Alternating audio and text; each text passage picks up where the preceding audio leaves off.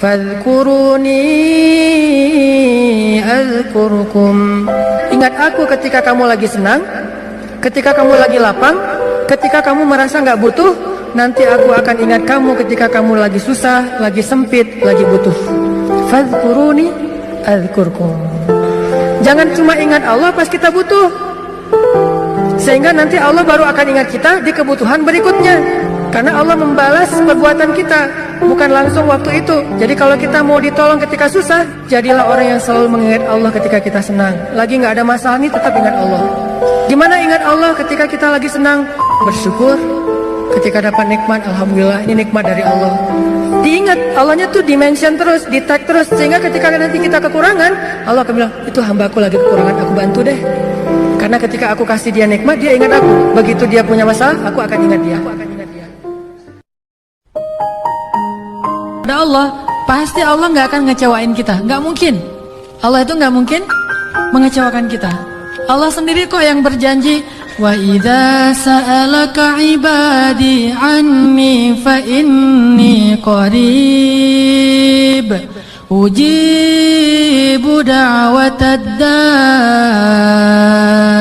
Itu Allah yang bilang, aku tuh dekat. Artinya berharaplah kepadaku gitu. Dan aku akan mengijabah setiap orang yang meminta kepadaku. Jadi Allah sendiri yang berjanji akan menunjukkan keajaiban, mengabulkan permintaan-permintaan yang baik dari hambanya, sehingga tidak perlu kita ragu, Allah nggak mungkin ngecewain kita. Begitu kita berdoa yang selaras di hati kita, yakin kepada Allah, Allah akan tunjukkan. Itu rahasia paling gampang untuk hidup bahagia, untuk sukses, untuk dapetin apa yang baik-baik yang kita harapin. Kalau pengen doa kita diijabah oleh Allah, ijabahlah panggilan Allah. Falyastajibu li wal yu'minu bi la'allahum yarshudun. Penuhilah panggilan Allah dan berimanlah kepada Allah supaya kalian mendapat petunjuk. Jadi kalau kita mengijabah panggilan Allah, Allah mengijabah panggilan kita. Begitu Allah bilang, Allahu Akbar, Allahu Akbar, labbaika ya Rabbi, aku penuhi panggilanmu ya Allah. Datang buru-buru, wudhu langsung datang ke masjid. Nanti begitu kita bilang, Allah ya Allah, labbaika ya abdi, ada apa wahai hambaku? Allah buru-buru datang kepada kita. Seperti kita buru-buru datang kepada Allah, seperti itu juga Allah buru-buru datang kepada kita. Seperti kita berleha-leha atau menunda-nunda waktu untuk datang kepada Allah, seperti itu juga Allah menunda-nunda waktu untuk datang kepada kita ketika kita panggil. Allah berfirman kepada orang-orang yang banyak dosa seperti kita, yang pernah berzina, yang pernah minum khamar, yang mungkin pernah membunuh, yang pernah makan riba, yang pernah melakukan dosa diam-diam, yang banyak dosa, yang kotor hina dina. Allah bilang, ya ibadi, hambaku gitu. Lembutnya panggilan Allah kepada kita. Allah nggak menganggap, wahai manusia, wahai pendosa, wahai orang yang hina. Enggak, Allah bilang, qul ya ibadiyalladzina asrafu ala anfusihim. Bilang kepada hamba-hambaku yang banyak dosa. Tapi Allah nggak bilang yang banyak dosa, yang melampaui batas terhadap dirinya. Lembut sekali bahasa Allah. Udah banyak dosa, Allah masih memanggil kita hamba.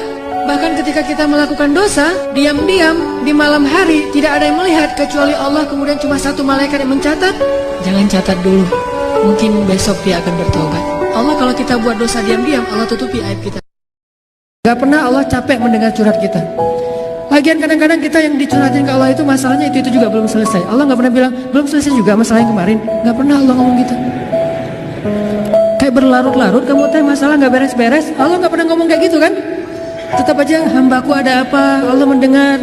Dan bukan cuma mendengar, Allah yang ngedatangin kita ke langit dunia setiap sepertiga malam. Terus Allah bertanya, hal min dihajah, ada nggak di antara hambaku yang butuh sesuatu? Sini.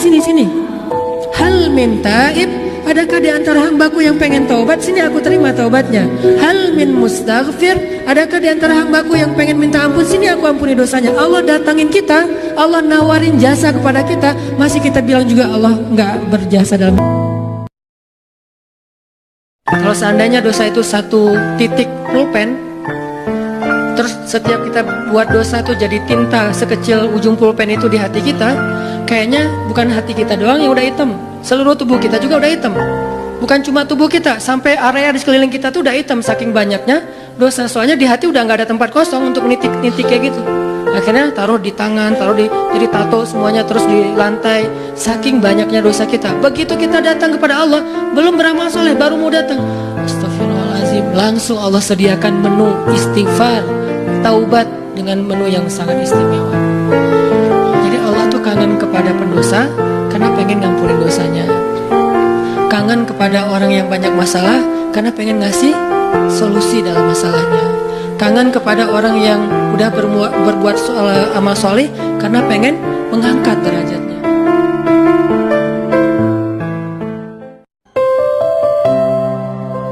Kita HP aja dicas sehari beberapa kali. Gimana dengan iman kita yang selalu dikuras, yang kuotanya itu habis setiap hari karena kita nggak sengaja mungkin ngelihat sesuatu yang nggak boleh, ngedengar pembicaraan yang tidak baik, sehingga iman kita tuh ngedropnya lebih cepat daripada handphone kita. Kalau kita selalu disiplin dan hati-hati banget dengan handphone kita, begitu udah mulai muncul peringatan handphonenya udah lowbat di bawah 10%, kita langsung nyari colokan listrik. Bagaimana dengan iman ketika kita ngerasa lowbat? Colokan listrik iman adanya di dalam majelis-majelis ilmu. Sehingga kalau kita sehari ngerasa iman kita lagi drop, kita harus langsung mencari booster iman.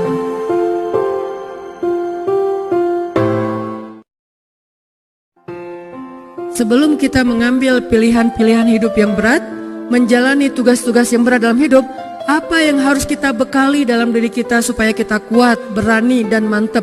Kalau kita pengen menghadapi suatu ujian yang berat, pengen ngejalanin suatu tugas yang berat, mau ujian nasional, mau ngerjain skripsi, mau ngelamar cewek, mau ngeputusin pacar, kan berat nih. Gimana caranya kita berani mutusin atau halalin? Kan dua pilihan berat nih, putus atau halal. Kalau kita nggak bisa halal, ya udah kita putus. Yuk kita belajar la ilaha illallah masuk ke dalam hati kita dengan mengambil pilihan-pilihan yang melibatkan Allah, dan kita lihat keajaiban bahwa Allah nggak ngecewain kita.